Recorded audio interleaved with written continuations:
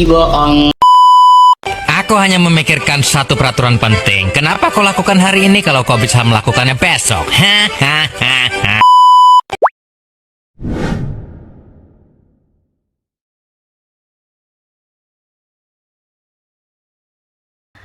Halo semuanya, perkenalkan nama saya Nadeta Kunasal Putri dari kelas 10 E4. Saya akan menjelaskan tentang pengantar sosiologi. Apa itu sosiologi? Sosiologi adalah ilmu yang mempelajari tentang masyarakat, hubungan antar individu, dan pola-pola yang muncul dari kehidupan bersama.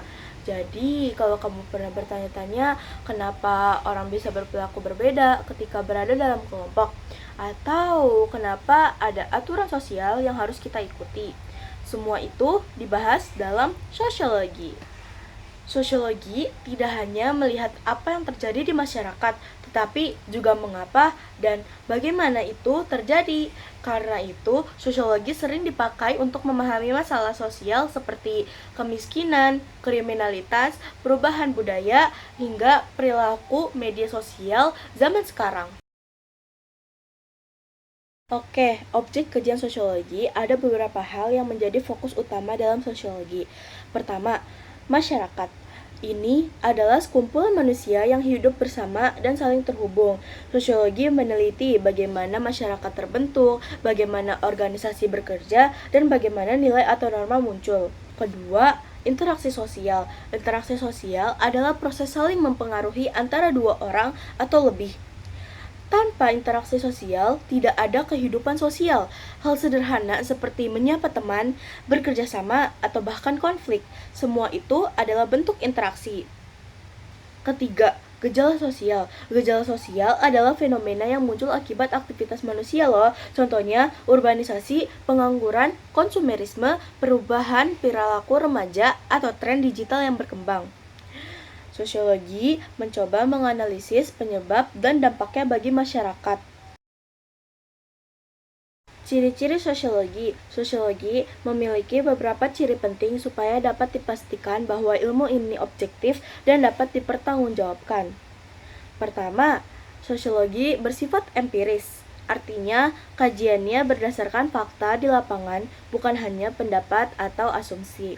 Kedua, sosiologi adalah ilmu teoritis. Dari berbagai penelitian, para ahli menyusun teori untuk menjelaskan fenomena sosial. Ketiga, sosiologi bersifat kumulatif. Artinya, ilmu ini terus berkembang berdasarkan penelitian sebelumnya. Keempat, sosiologi bersifat non-etis.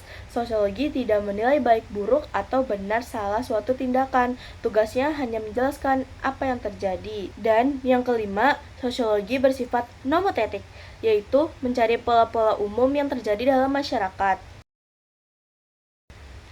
Tokoh-tokoh penting dalam sosiologi.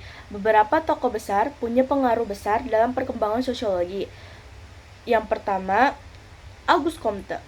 Disebut sebagai Bapak Sosiologi. Dialah pertama kali memperkenalkan istilah sosiologi. Yang kedua, Emile Durkheim.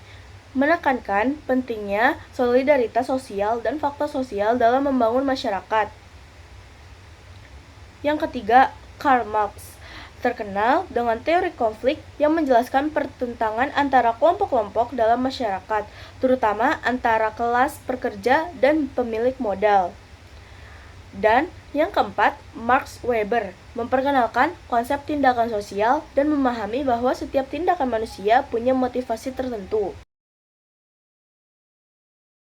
Kegunaan sosiologi. Sosiologi penting bukan hanya untuk para akademisi, tetapi juga bagi kehidupan sehari-hari.